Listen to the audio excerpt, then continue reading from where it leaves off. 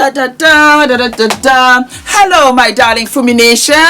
How are you? How are we? My name is Fumidesaluvold. For those of you that are stopping by for the very first time, you are so very welcome indeed. Do we live and do we love the Pussy Bull blouse? I got this at TK Maxx. I got it for all of, I think, £5. Yeah. Let me get up so that you can see. I am living, I'm loving, I'm doing my exercises, I'm working out when I tell you, and it's working out. So I'm just wearing this beautiful, lovely sheer skirt, and I've just got the blouse. I have a business meeting. I have a business lunch meeting, and so I just thought, you know what? Let's go in there and be serious.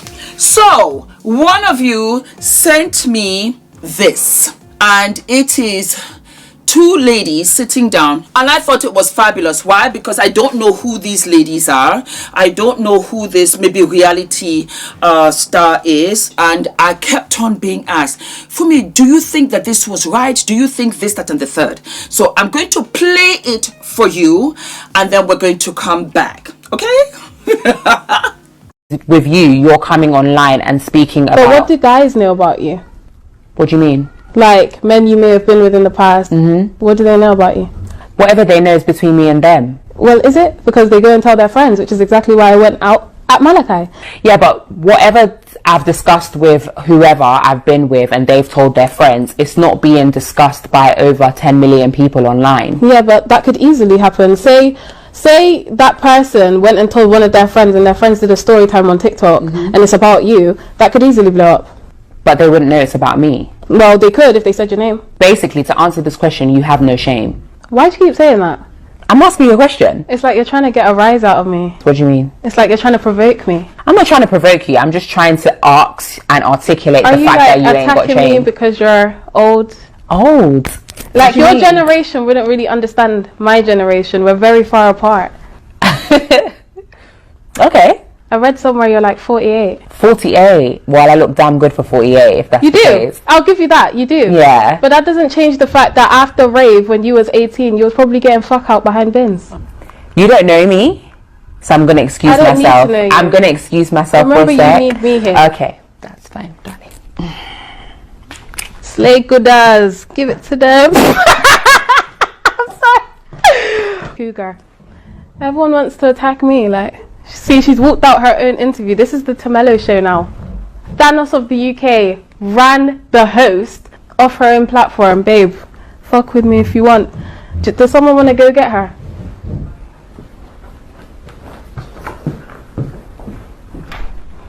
Honestly. But anyways, I love your dress. I love it. And your hair's nice. Thank you so much. It's probably for the older generation. Definitely. It's giving senior. Okay.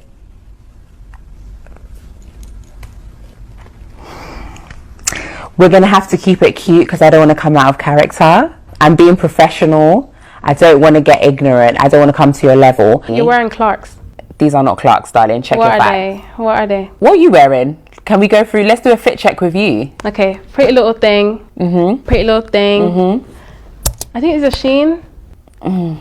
That says it all. That says it all. What? Do you want to buy me a new outfit? No, I don't, darling. What are 18-year-olds supposed to wear? You don't know about Shein.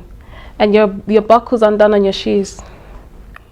Tamello, it was lovely. Well, it was interesting having you here on Off the Record. I wish you all the best in your career. Hopefully it works out the same way it did for Cardi B. If not, take care. Guys, it has been me, Midday Oni, the one and only, and this has been Off the Record. Don't sign off as if it's your show because you needed me here. It's been Tamello from Bristol. Tamello from Bristol. Let me look at all cameras. Thank you. Off the Record. You can cut, by the way. She has nothing further to say. Thank you for joining us today. Thank you for joining us. You're not about to edit this out. It's been the Tamello show. Had I not been here, you would have had fuck to speak about. So thank you. You can cut here because I'm just going to keep interrupting you. You might as well do this in your own time. Oh, Jesus is good. And I thank God for growth. I don't know what to say here, because do I give it back? I don't know what's going on here, guys. Keep your career, sis. At least you have one. Yeah, at least I have one. Thank you. That is very At 31, true. I'd expect that. Yeah. Hopefully, and by the time you're 31, you would have grown out of part-time prostitution as well. No, your mom's still one. She's definitely not. She's definitely not. Let's not do that, darling. Okay, guys, thank you for watching Off the Record. It's been Midday Oni, the one and only, your host, and I shall see you on the next episode. See you on the next episode. Bye. Bye.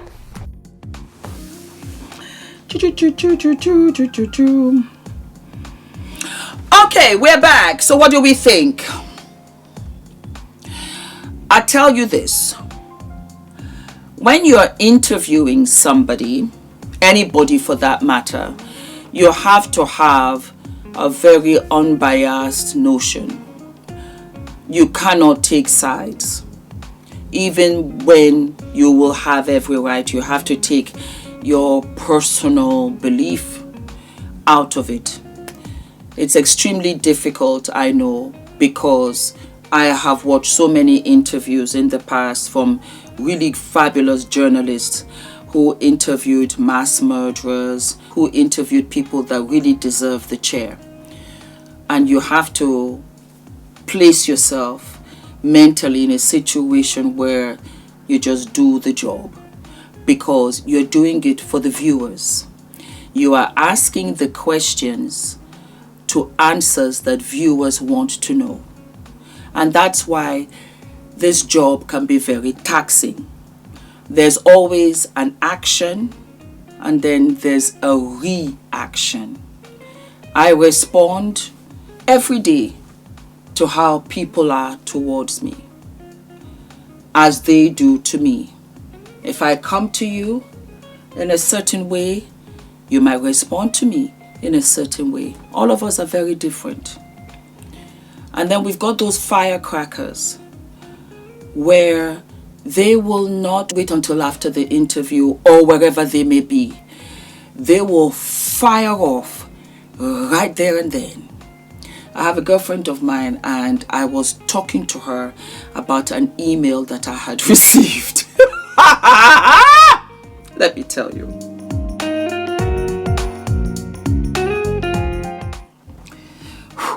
The email was very rude. I had sent the individual an email and I had complimented her, and she didn't bother with all of that in her response.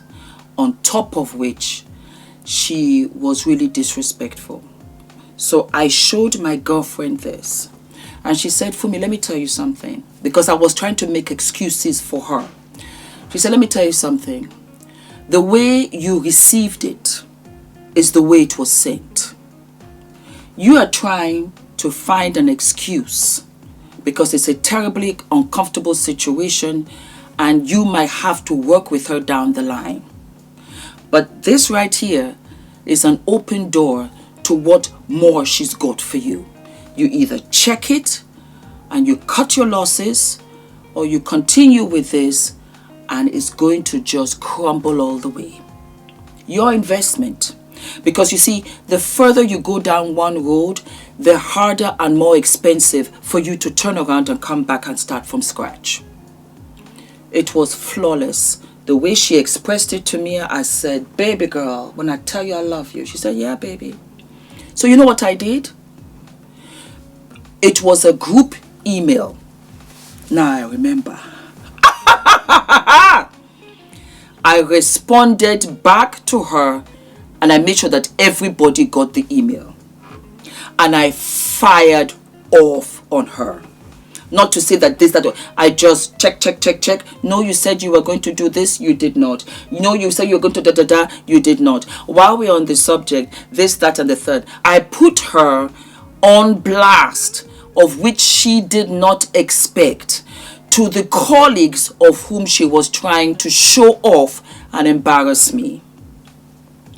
It was a matter of 3 minutes when I tell you. 3 minutes. When she now sent a separate email to apologize. And was there any way I could retract that email? When I tell you I lived and loved, I said, darling, how can I retract an email that you sent? Your intent was to send it and embarrass me. I responded to you, of which you did not expect me to respond in that tone. Because for whatever reason you underestimated me. Don't let this pretty face fool you, one. And also, I can be so charming, polite as peach, but I will not take any disrespect. She apologized profusely, but the damage had been done. I calculated my monies of what I was going to do in relation to the brand, and I withdrew the whole thing, of which now turned out to be a blessing, because this was how I met Isabel. I introduced you to Isabel. And that's just a lesson I want you guys to have. Anybody that disrespects you is because a lot of the time they're narcissists and they're condescending because they've underestimated you. They don't really know you. And they also feel that you need them more than they need you. That they've got something to offer you. An opportunity, money, a job, position. And that was what happened in this case. And when you fire back, you see them crumble. They completely break down. And then now they want to play off that they are the victim. This interviewer had no business whatsoever telling her, and you're not ashamed. That was where she went left. She did not know that sweet peach pie over there had fangs underneath the fruit. And she fired her off right there in the interview, to the point homegirl had to get up. But you have to be able to take what you dish out. That was what this was. No matter what you might feel, even if she's sleeping with somebody else, this, that, and the third, whatever, that's not your job. Your job is to interview her and get all of the information, get all of the content, and make it such a juicy interview whereby when you come out of it, they say, Fumi, my God, that was fabulous. If it was me, I'd have left. Wow, wow, wow. Now we know this, that. She wasn't able to, and they had to bring in the staff or whoever, the crew, and she had to come back. And you see, when you disrespect somebody, you really truly disrespect yourself. Because what happened was, the girl no longer had any respect for her. Zero respect. And said, bring her back. Let her continue and come and do her job. It was done from there. And it was just downhill from there. So I want you to take that with you. Take it home. And say, you know what? Let me be mindful. Let me be mindful. Be mindful of other people's feelings. Be mindful of how you talk to other people.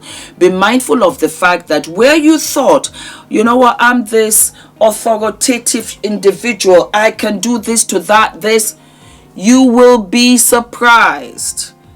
Because the day will come when you will do it to the wrong person. And the person will drag the carpet from under your feet. That was what I got from all of this. I thoroughly enjoyed it because it's a lesson learned. It's a what? It's a lesson learned, baby. And as you very well know, my crown is none other than Healthy Hair Studio. Go right ahead and get you some products.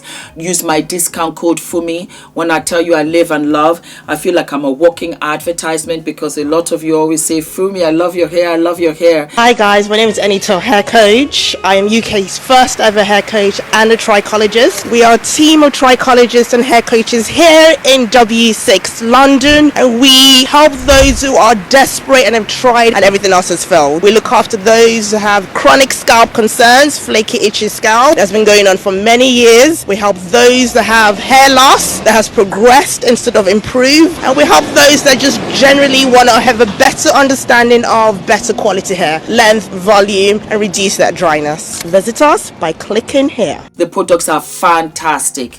I swear by Healthy Hair Studio. That's it. For what? That's it for me. 2025 is our year. Let's go get them. Do not forget to like, to subscribe, hit the notification button, and I will see you what? I'll see you sooner than later. All of my love, and have a wonderful day. Mwah.